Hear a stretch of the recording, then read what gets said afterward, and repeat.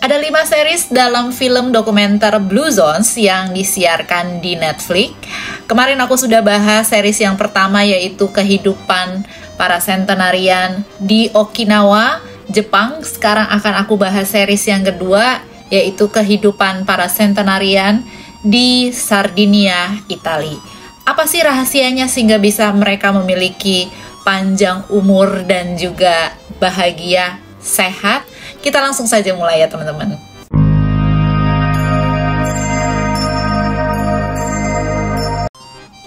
Atma, namaste. Saya Fani Chandra. Halo teman-teman semua, apa kabar? Semoga semuanya selalu dalam keadaan yang sehat dan dalam lindungan Tuhan.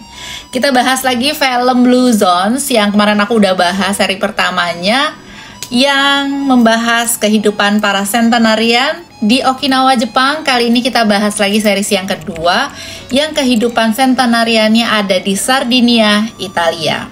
Sardinia sendiri adalah merupakan pulau yang cukup besar, yaitu pulau terbesar kedua setelah Sisilia yang berada di Italia. Sardinia ini daerahnya perbukitan, sehingga kalau mereka berjalan kaki atau aktivitas sehari-hari mau nggak mau naik bukit, turun bukit, seperti itu ya. Nah, salah satu rahasianya yaitu adalah mereka rajin jalan kaki karena memang kendaraan di sana itu sangat minim. Mereka lebih memilih jalan kaki yang cukup panjang setiap harinya.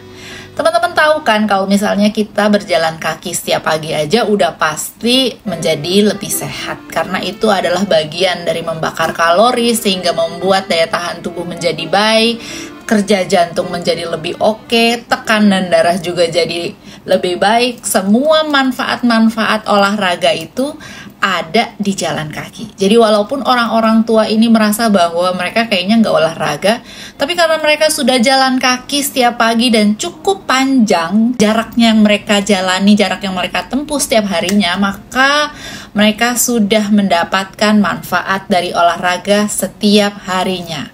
Apalagi ditambah dengan mendapatkan sinar matahari di pagi hari yang dapat meningkatkan juga asupan dari vitamin D. Biasanya kalau orang Eropa itu makannya roti dan pasta. Lalu di Sardinia ini sebenarnya makan apa? Ternyata mereka tuh juga makan pasta dan roti. Roti di sana dikenal dengan nama sourdough yang diproses dengan cara yang berbeda. Jadi walaupun tetap makan roti dan tetap makan pasta, mereka tetap sehat karena cara pembuatannya itu berbeda, menggunakan ragi yang mengandung bakteri Lactobacillus, di mana bakteri ini juga menurunkan tingkat glikemik atau tingkat kadar gula dalam roti tersebut, sehingga akhirnya mereka makan gak apa-apa karena tidak mengandung tinggi gula, yang mengakibatkan bahwa tingkat penyakit diabetes di Sardinia ini cukup rendah loh. Selain itu mereka juga makan sayur-sayuran, makan kacang-kacangan, apapun yang dihasilkan oleh perkebunan dari Sardinia ini sendiri. Sebenarnya kalau dilihat-lihat mereka itu makan juga tinggi kalori. Tapi kenapa ya bisa bahwa mereka makan tinggi kalori, tinggi karbo juga, tapi bisa tetap sehat?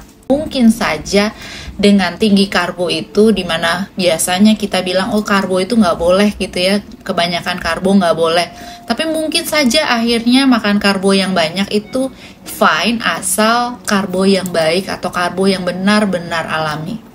Gimana menurut kalian?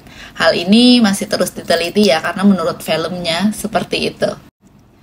Hal yang diperhatikan oleh tim survei Netflix ketika mereka melihat kehidupan di Sardinia adalah bagaimana cara mereka menghandle rasa stres.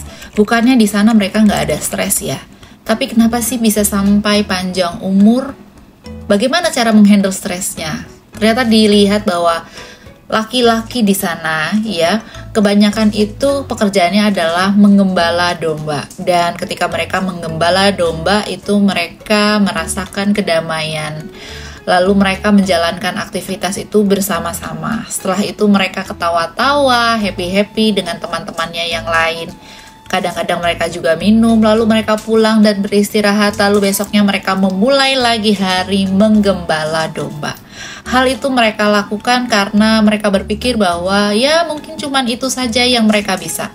Ini yang penting, Lakukan apa yang bisa kamu lakukan, tidak perlu menstreskan apa yang tidak bisa kamu lakukan. Dengan begitu, mereka menjadi jauh lebih rilis ya stresnya ya, dapat menghandle stresnya, tidak banyak melihat berita-berita atau tidak banyak memusingkan hal yang tidak bisa mereka lakukan.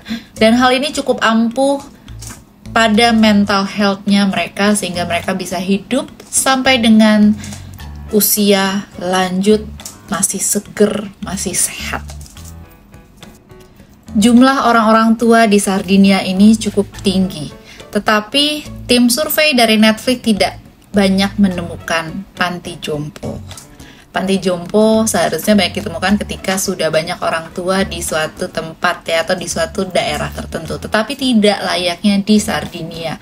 Kenapa? Karena ternyata di Sardinia ini, walaupun mereka punya orang-orang tua yang mungkin tidak ada keluarganya seperti itu ya, tetapi tingkat norma dan tatanan hidup di Sardinia tradisinya juga sangat-sangat kekeluargaan, dimana ketika mereka melihat bahwa ada orang atau tetangga yang mungkin bukan saudara gitu ya, yang perlu dirawat, mereka akhirnya memutuskan untuk merawat bersama-sama, bahkan berganti-gantian. Film ini aku lihat sangat baik ya untuk memotivasi kita ketika kita menemui bahwa misalnya orang-orang di sekitar kita ada yang membutuhkan bantuan, ada yang membutuhkan pertolongan. Kalau di Sardinia ini mereka saling menjaga. Keluarga ini menjaga si ibu ini yang sudah sangat renta. Kalau lagi nggak bisa, keluarga yang ini. Kalau lagi nggak bisa, keluarga yang ini. Mereka saling menjaga si ibu yang mungkin tidak ada keluarganya, kayak gitu. Di dalam film ini diceritakan seperti itu, dan hal ini cukup menggugah hatiku ketika melihat film ini ya. Jadi kayak sangat kekeluargaan banget ternyata di sana. Bagaimana rasanya, aku aja yang ngelihat film ini aja rasanya tergugah bagaimana mereka di sana yang merasakan tingkat kekeluargaan yang tinggi walaupun bukan saudara. Sehingga hal inilah yang membuat seseorang bisa berumur panjang, karena orang-orang tua di sana masih merasa berguna, masih merasa dibutuhkan, dan merasa disayang. Perlu diketahui ketika seseorang memasukkan orang tuanya atau orang tua ini pergi ke panti jompo, itu terbukti di Amerika. Kenapa Amerika? Karena Amerika inilah yang dijadikan sebagai patokan dalam penelitian ya, sebagai comparisonnya, sebagai perbandingannya. Ditemui bahwa ketika orang tua akhirnya dimasukkan ke panti jompo, ini sudah mengurangi umurnya sekitar 5-6 tahun dari umur seharusnya, karena merasa stres dan merasa tidak diterima. Sangat berbeda dengan orang-orang tua yang ada di Sardinia. Tadi adalah 4 cara bagaimana orang-orang di Sardinia, Italia memiliki umur yang panjang dan dalam keadaan yang sehat, bahagia.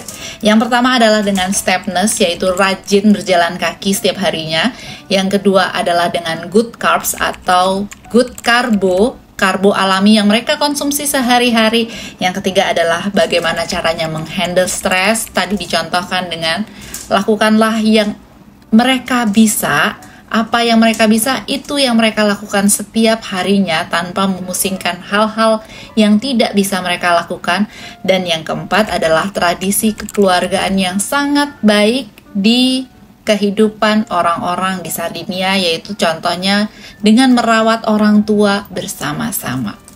Gimana menurut kalian? Dari sini ternyata antara fisik, menjaga fisik, dan juga menjaga mental atau psikis di Sardinia ini memang perlu agar kita bisa memiliki panjang umur dan sehat. Tidak hanya dari fisik saja, ternyata dari psikis, how to manage stress, bagaimana cara tradisi dan kekeluargaan. Ini kan semuanya dari psikis, dan ternyata dari psikis juga sangat berpengaruh terhadap kesehatan dan berujung pada panjang umur.